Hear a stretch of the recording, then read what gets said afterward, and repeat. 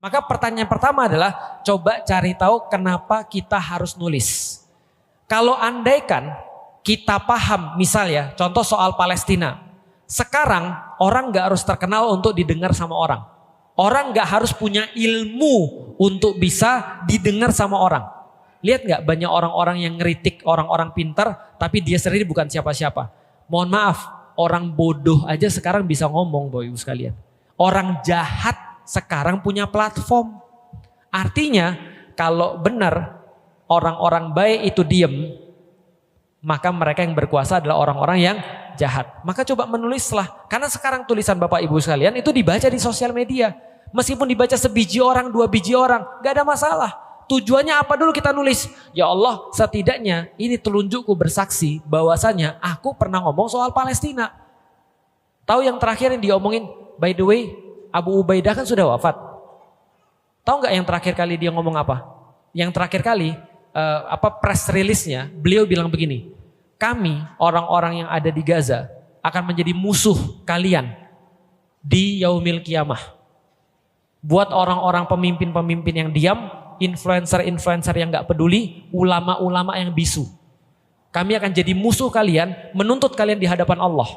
Paham maksudnya Bapak Ibu sekalian? Artinya kalau kita gak berbuat sesuatu untuk sesuatu di depan mata, maka kita harus tahu diamnya kita itu adalah sebuah dukungan terhadap orang jahat. Jadi kalau kita gak ngomong, gak nulis ataupun apapun, itu dukungan terhadap orang jahat.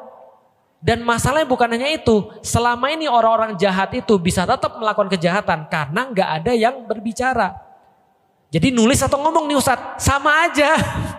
Karena zaman sekarang tulisan kita bisa jadi video.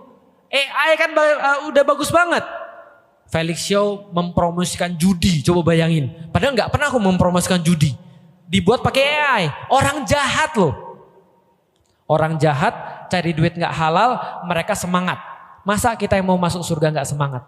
Apalagi tadi Abu Ubaidah menyampaikan orang-orang Gaza itu kesal banget sama orang-orang tadi yang mereka punya suara tapi mereka nggak mau ngomong. Mereka ulama tapi mereka bisu. Mereka pemimpin tapi mereka diam. Nah, orang-orang kayak gini akan dituntut di hadapan Allah.